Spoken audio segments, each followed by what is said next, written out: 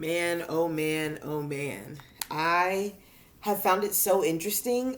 I'm seeing a lot more activity on Twitter talking about Gen Z. And, since I'm Gen Z, I always kind of I laugh about them. There's some truth to it. But I think I just want to kind of yap for a second here about a few tweets that were interesting that popped up that I saw. So, First Squawk dropped a tweet earlier, and it says U.S. college graduates' unemployment hits 9.3%, which is higher than the financial crisis era. I, I know for the vast majority of people that I went to college with right now, they are employed, whether it's like self employment, right? Like, I have a friend who I was a roommate with. She's a stylist for WNBA players. Most niche random job of all time, but she made her own job. The vast majority of people, though, that I'm friends with, that I talk to, they're working things, they're teachers. I've got a couple of professional athletes, a couple of let's see, what is she? Sales is a big one. A lot of them are in sales, business, things like that, taking over their parents' companies. But it's really true. There's a very hauntingly large percentage of people out there who went to school and they can't do anything with their degree. And I think as time moves forward, as you know, technology continues to advance, especially with AI, these companies aren't trying to hold on to people like that anymore. It's much, much more expensive. And the thing that I think hurts the most is knowing I used to talk to people all the time. Since I went to college in California, there was a lot of people who were much more left leaning than I am or ever really was. At least fiscally, which I know people are rolling their eyes like, oh God, a fiscal conservative. I'm not saying that. I'm just saying that, their ideas for all of life were much more left leaning than mine. And I remember that one of the big conversations in one of my business classes was minimum wage. And, everybody's going back and forth talking about how it's so messed up that, minimum wage in California was what, like around, it was like 15 or 20 bucks an hour or something like that back then. And I remember thinking, like, yeah, it is messed up that this is so little money because I can hardly even live off of, 20 bucks an hour. And this is kind of how, like, the natural progression of logic goes. You start off and you're like, oh, okay, left leaning. And then you start thinking about it. You open up your own business because you're like, okay, well, I want to be the change that I see or that I want to see in this world. And then all of a sudden, you got to start doing payroll. And you start looking and thinking, man, well, if I'm increasing everybody's minimum wage, I got to go up on my pricing. And people say, oh, well, you don't have to do that. Or these large companies don't have to do that. But I remember in that classroom saying at some point, you're going to be asking for so much money that the companies can't justify it anymore. And what they're going to do is they're going to start using technology. You're going to start seeing robots are flipping burgers. They work 24 hours a day, 7 days a week. They need one technician to come in. If there's a malfunction, he turns a couple of bolts, he taps on a laptop, and in 15 minutes, it's up and running all over again. We're going to see the economy, in my opinion, honestly, still to this day, I think we're going to start seeing the economy be something that runs 24 hours again. Remember, you used to be able to go out and you could go shop like at Walmart or wherever. And it was 24 hours a day, 7 days a week. I think that's going to become much more commonplace. People are going to start paying, or I shouldn't say people, companies are going to start paying up front loads and loads of money to have, AI and bots running the show because it's a monotonous, minimum wage, quote unquote, job. And we're going to start seeing the disappearance of minimum wage jobs. And I think that's what's really scary. And it's not just a US thing, right? Like people not being able to find jobs in Gen Z. Look at this. Canada. Strapped for cash and facing one of the bleakest job markets in decades, Canada's young people are increasingly falling victim to financial fraudsters. This is like in game. Anytime that you've watched or read any books, watching documentaries, about like the collapse when empires start to crumble. These are the kinds of things that happen. People start falling for financial schemes. They start gambling. Parlays become big. Vices become really big.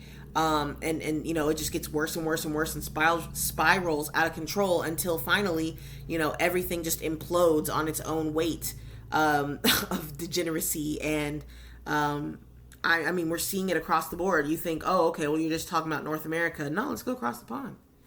The UK is experiencing a significant employment crisis among Gen Z, with approximately 1.2 million recent graduates competing for only 17,000 entry-level job openings, the most unfavorable supply-to-demand ratio since the late 1990s, y'all. Like, I'm trying to tell you, you don't have to believe me, because sometimes I know some people are just a little bit hard-headed and seeing is believing, but we are going to enter into a time in the very near future where these companies pay $90,000 and then another $3,000 every month, or another, 10 grand a year to rent out these bots, or they just pay the upfront money. But eventually, these AI bots that are workers, it's going to turn into a software as a service industry. And when it does, whoever the person is that's making these bots, probably Elon Musk or some other company that's not as prominent yet, they're going to make buku dollars, billions and billions of dollars, and they're going to replace the workforce, and there's going to be a lot more pain, right? So I see the writing on the wall. It's people can keep arguing to increase the minimum wage, but at the end of the day, remember, you're just beholden to the system in and of itself.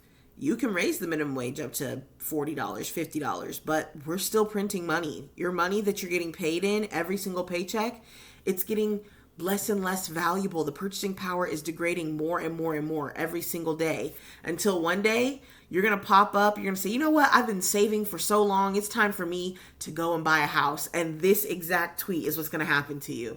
So imagine you're a millennial or Gen Z and you've managed to scrape together enough cash and credit to qualify for a 7% mortgage. You go to an open house and there's 100 boomers there with a 3% portable mortgage.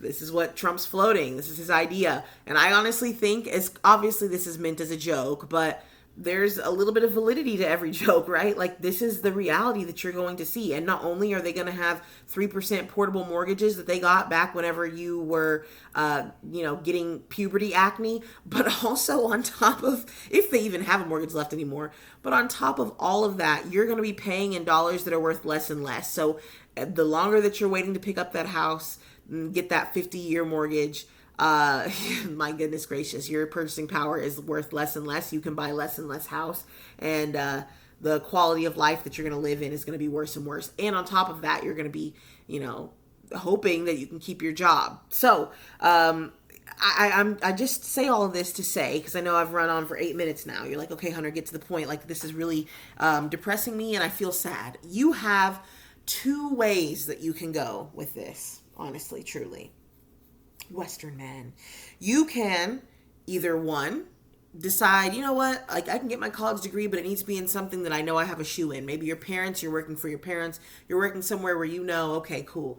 Like, this is a job that's, AI, I think, is really going to touch more industries than we think, but for now, for the time being, there's still some jobs that have a little bit of a buffer. You'll be able to save up your money. You'll be able to, secure your purchasing power by taking road number 2 as well, right? Because these two pathways can merge if you're smart.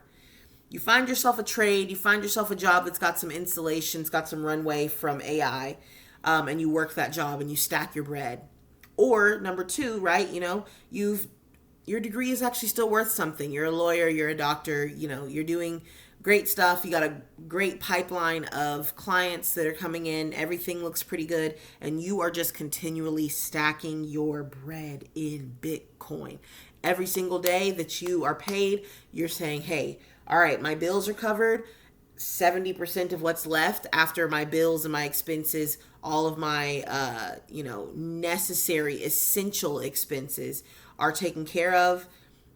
I only get to spend 30% of what's left on the, discretionary. I'm only going to spend that 30% on the fun stuff. The 70% that's left is going into Bitcoin. I'm going to make sure that I preserve my purchasing power. Because honestly, It's a steamroller. Everybody across the board. I just showed you 3 different countries that are all having the same issue amongst the same generation. This problem is only going to exacerbate. Gen Alpha, bless their hearts, their little brain rotted hearts. They're going to be in for a doozy. And the Gen Alpha young ones that I know, there's some crash outs. So I'm interested to see what happens with the world by the time that they become old enough to realize what's happened to them.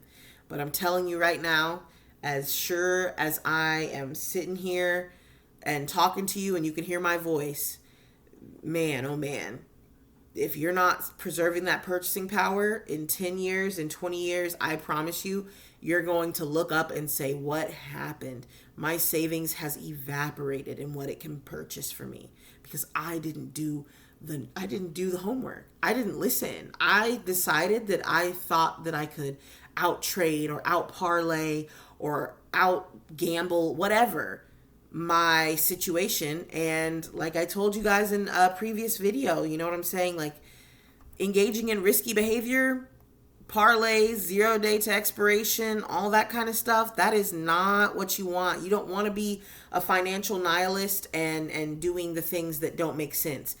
Make it easy for yourself. Bitcoin, all that it asks of you to do is 2 things. Purchase it on an exchange and transfer it into your cold storage. And a 3rd thing, remember your seed phrase and never give it out. So maybe 4 things. But what I need you to understand is the writing's on the wall. It's only going to get worse from here. You're going to see more and more headlines and it's going to trickle its way up. It's going to trickle its way up.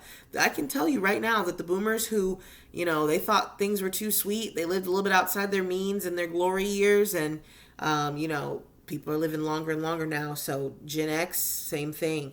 You're going to start seeing articles coming out that, hey, they're having a hard time too.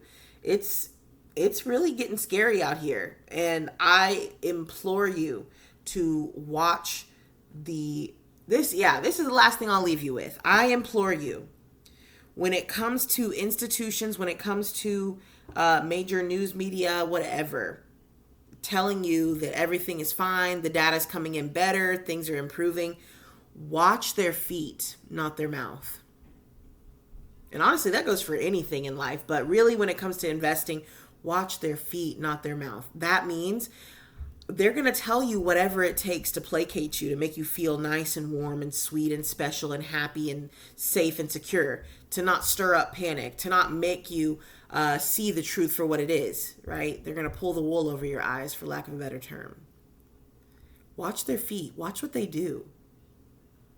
You see articles coming out and, they're saying, oh, well, IBIT is the people are pulling out of BlackRock's ETF. Oh, yada, yada, whoop, whoop. Well, if IBIT is stacking up more and more Bitcoin, what's the truth, right? Maybe the retail is deciding to sell out, but the actual company understands the underlying asset that they've got is valuable and they want more and more of it. And when this price draws down and, we start seeing these lows, while you're panicking and you're letting that fear and greed, you're riding the fear and greed wheel up and down, they're just waiting for the opportunity for that asymmetric bet, and they're taking it. They're taking it over and over and over again, and they're saying, hey, these people don't know what they got. They don't know what's going on here. So don't get caught up in the minutia. All of this video is just to show you, this isn't a critique of any particular generation. If I wanted to rag on boomers, I would make a video ragging on boomers. This is just for me, to tell you guys, if you're Gen Z,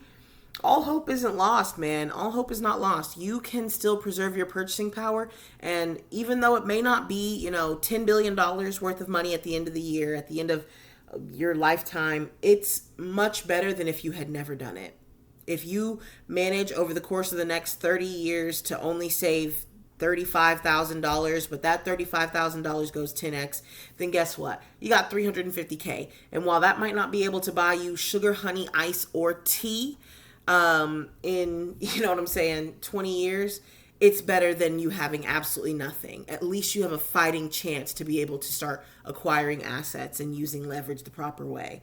So maybe that's a video that I can make in the near future, but I just want you guys to kind of, see what's going on, understand that, while it is scary hours out here, we do have an exit ramp and we are taking it, or at least I sure am. I need my purchasing power to be saved. So with that, I hope you guys have a fantastic evening. I really do love you guys, and I want y'all to just, fight the good fight.